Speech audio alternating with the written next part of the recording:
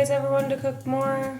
Because that's how I was feeling a couple weeks ago. Today I'm gonna be talking about my process for going from cooking 5 recipes a year to now cooking 15 to 18 recipes a month. One of the things I've always struggled with is indecisiveness, and I always have a bunch of things that I would like to do, but I find myself kind of being limited by my inability to choose what I want to do. I always think that that would be nice to just be able to have recipes on hand that you can just go to and refer back to. This way that I'm doing it allows me to learn new recipes, hold on to ones that I really enjoy and kind of make my own modifications as I go, and then share them with other people and feel confident about what I'm making.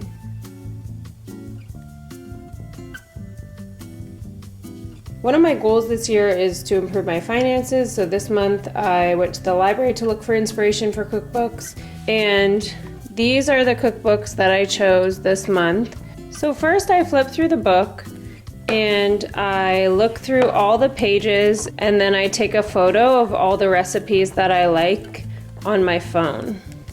I then create an album on my phone that has the name of the cookbook so I can find it later and just so it's easier to organize. Then within that folder, I look through and I start favoriting the ones that I want to make this month. So you'll see I favorited this one. This month I chose to do 3 different days of cooking per week. You can obviously choose whatever makes the most sense for you. So I chose to do Sunday, Monday, and Wednesday. And so I went back to my favorites folder and chose 3 recipes per week that I wanted to do, and I wrote them down on Sunday, Monday, and Wednesday. I tend to grocery shop on Saturday with this plan so that I'm not grocery shopping and cooking on the same day, because that's kind of a lot. After I choose which days I'm making what, I go back to the recipe and reference which ingredients I need, and I create a shopping list for each week. You'll see for week 1, I put all the things I need in my notes app, and then as I'm grocery shopping, I go through and check them off, and it's really easy to keep track. I made a shopping list for each week of the month. Week 2. I'm on week 3 right now. I never found the enoki mushrooms, but I got all of this stuff. And then week 4 I haven't done yet. It's important that each month I write down kind of which oils and things I need, because sometimes I'll find that I might have that item at the beginning of the previous week, but then I might use it all up that week. And if you just write down everything all at once, you can kind of just see what you already have. By having everything all prepped out, then I just look at my phone on Saturday when I go grocery shopping, and I don't have to think about what ingredients I need, go back and reference the recipe. It's just all right here for me. When it comes time to make the recipe, I will just go back in my photos and then kind of zoom in on the ingredients and the instructions and just make it while I reference my phone. You can use this obviously with the cookbook if you own it, or if you have it from the library and you still have it checked out, you can do that. But I like to save them in my phone so that later on in the year, if I ever don't have the book, I return it, or I'm somewhere where I might need the recipe where I don't have the book, then I'll just have it all in one place. After I make the recipe, I'll go back in my calendar and I'll circle it if I think it was one that I would like to make again. After I make the recipe, I want to go back and then create a separate note page and write down notes where I would change anything about the recipe, because I think that'll help me in the future, just kind of making substitutions and doing what works the best for me.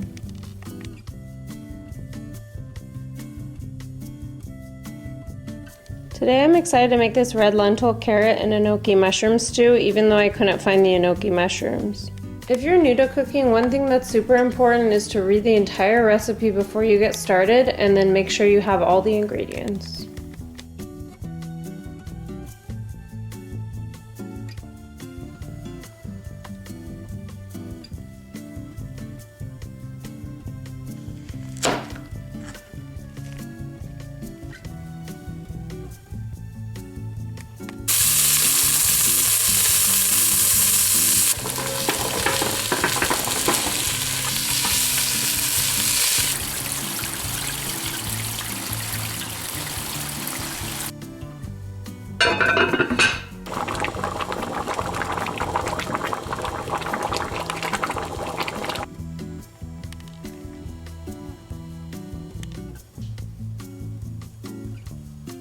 One thing I love is mushrooms and ketchup, and it kind of reminds me of like mushrooms on pizza, which I used to always eat as a kid.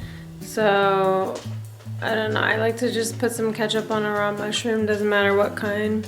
I mean, maybe actually like the button mushrooms, you can kind of put it in the middle, and that's maybe my favorite, but I love it. You know, I think it comes from growing up in an ingredient household where you could just put ketchup on things and it's a snack. I'm telling you guys, if I don't have a recipe to follow, I'm making stuff like this. I'm not joking. Okay, I'm dumping these so I stop eating them.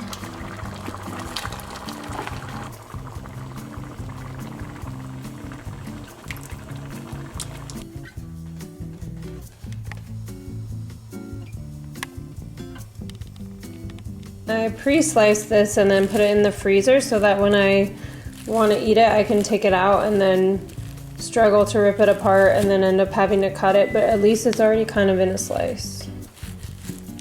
Sometimes when you cut frozen bread, it looks like this. You know, you cut it and then it like rips in half because it's frozen, and now you can just put all the pieces probably in the toaster. So it's probably best if you have one of those toaster ovens, but I don't, so I'm just kind of doing this. Well, that's not gonna work. I'm just doing this, and then I'm gonna put them in there. And then sometimes I'll do this. If that is not good, let me know, but I mean, it just defrosts it. So it's looking pretty good in there. It's actually toasting up pretty nicely, and now I'll just kind of take this and flip it over and cook the other side.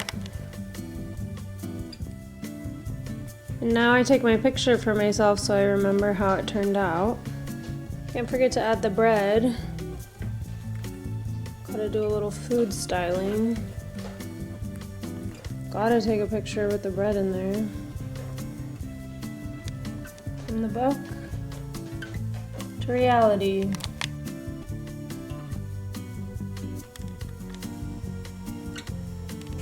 And now I get to eat what I made.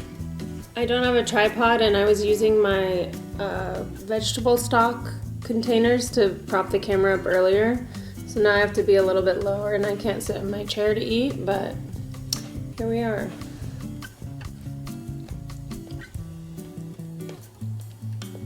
It's really good, it's really hot.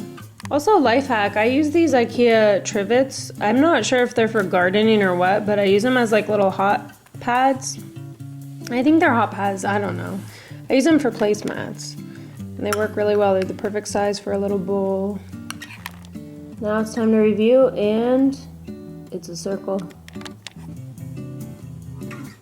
These are some of the other cookbooks I got. I got a Polish baking cookbook. Really yummy looking Polish desserts in here. I also got this pickle cookbook. Just a whole bunch of pickles. I love pickles, but I never really make them myself. I eat a lot of kimchi and sauerkraut. I think it'd be cool to make some pickles. This one is unique. It's actually a cookbook for dogs. And I haven't really read much of it yet, but I think it'd be cool to make them just little sides that they could eat. So I'll take these cookbooks and look through them for next month and then make some of them. And as you can see, they're not really going to be main dishes, but the point of this is just to cook or bake at all. And so the rest of the week, or if that meal doesn't have a main dish, I'll just eat some of the things that I normally eat and already know how to make. And then I'll just eat whatever I bake extra on the side, or whatever I cook extra. And obviously if it's dog food, I'll just make an entirely different meal for myself.